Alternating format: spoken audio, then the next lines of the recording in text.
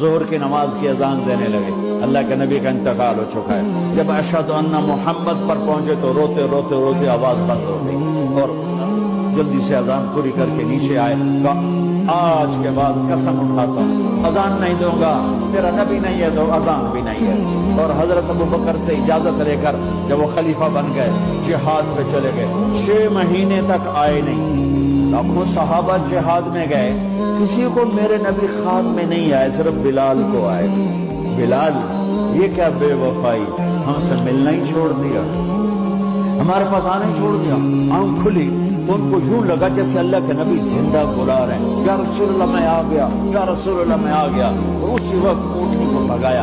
21 دن کا سفر، 21 دن کا سفر 7 دن میں کیا، 7 دن صرف نماز اور پیشاب کے لیے اترتے تھے اور بھگاتے بھگاتے بھگاتے۔ 8ویں دن جب مدینہ